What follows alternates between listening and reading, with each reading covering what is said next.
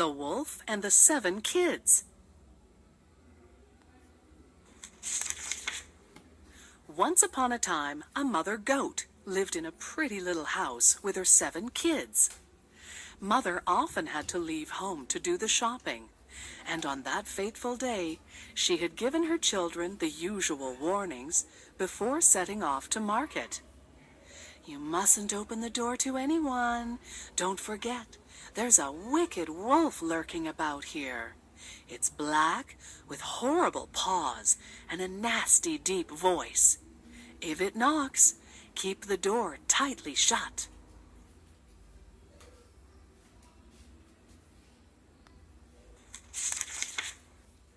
Mother Goat's words were wise indeed, for as she was telling one of her neighbors about her fears, the wolf, disguised as a peasant, was hiding close by, listening to every word. "Good, very good," said the wolf to himself. "If the goat goes to market, I'll drop by her house and gobble the kids." Then, trying not to look too conspicuous, the wolf hurried along to the goat's house. There he threw off his disguise. He then growled in a deep voice, "Open the door! Open the door! It's Mother! I've just come back from the market. Open the door!" When the kids heard the deep voice, they remembered their mother's warning. From behind the barred door, they said to the wolf, "We know who you are. You're the wolf. Our mother has a sweet, gentle voice, not a deep, nasty one like yours. Go away. We'll never open the door to you."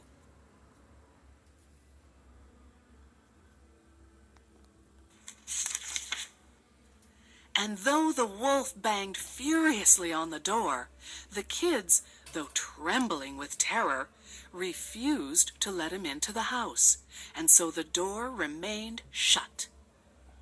Then the wolf had a brainstorm. He dashed off to the baker's and got a big cake dripping with honey. He hoped this would sweeten his voice, and in fact, after eating it, his voice didn't sound quite so deep. Over and over again, he practiced imitating Mother Goat's voice. You see, he'd heard it in the woods.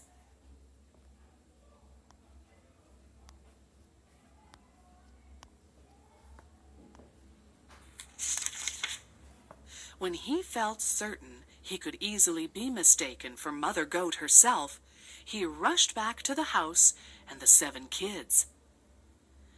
"Open the door! Open the door! It's Mother! I've just come back from the market! Open the door!" he called. This time, the kids had doubts. The voice did rather sound like Mother's, and they were about to unlock the door, when the black kid suspiciously cried, "Mother, let us see your foot!" Without thinking, the wolf raised a black, hairy paw, and the kids knew that the wolf had come back.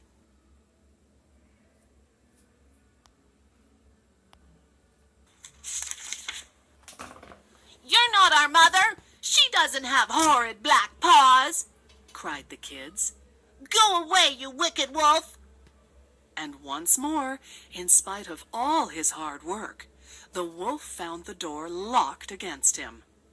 The wolf ran down to the mill and found a sack of flour. He thrust his paws into it until they were pure white.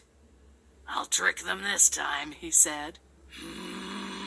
My mouth's watering already. I'm hungry. My tummy's empty, and my trousers are falling off. I'll swallow these tender kids whole." Again he knocked on the door.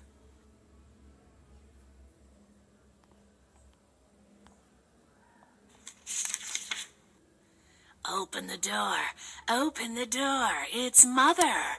I've just come back from market. Open the door." The voice seemed exactly like Mother's, but the wary kids quickly called out, "Mother, let us see your foot."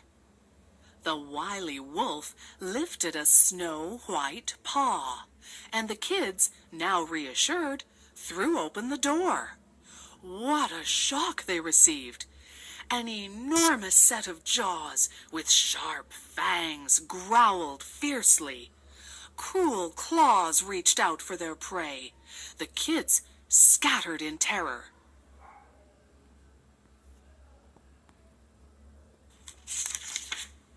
One dove under the table, while others crawled beneath the bed.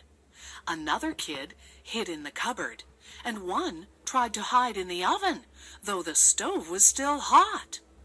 One kid crouched inside a barrel, and one hid in the grandfather clock.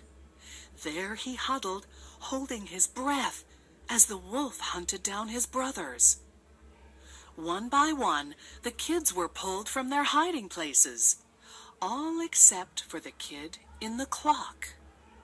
The wicked wolf's appetite did not pass until he had found them and swallowed each in a single gulp. The only one to escape was the little black kid, for the wolf never imagined that there was room for a kid inside the very narrow grandfather clock. In the meantime, Mother Goat had really come back from the market. When, from a distance, she noticed that the door was ajar, she rushed home, her heart in her mouth. She had a sinking feeling. What she feared had really happened.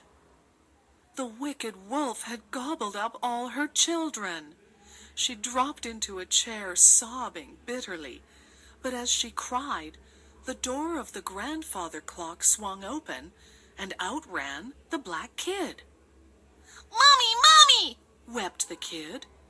"It was terrible. The wolf came, and I think he's eaten all my brothers." My poor child, sobbed Mother Goat. You're the only one left. That evil brute has gobbled them all. Not long after, Mother Goat and her son left the house to take a stroll in the garden. Suddenly, she heard a low, wheezing sound. Someone was snoring heavily. It was the greedy wolf. His feast of kids had been too much for him, and he was fast asleep, dead to the world. In a flash, Mother Goat had a brainstorm.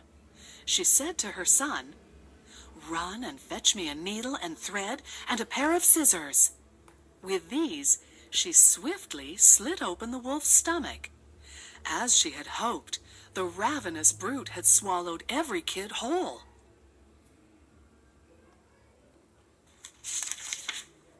There they were, all still alive, alive inside his tummy.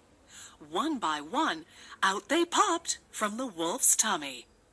"Hurry, hurry, not a sound. We must get away before he wakes up. Wait, fetch me a heap of stones." And so they filled the wolf's stomach with stones and stitched it up again. The wolf woke later with a raging thirst. "What a heavy tummy I have," he said. "I've eaten too much. All those kids."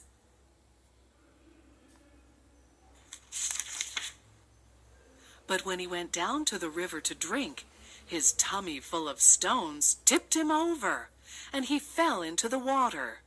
The weight took him straight to the bottom, and the goat and her kids shrieked with joy as he sank.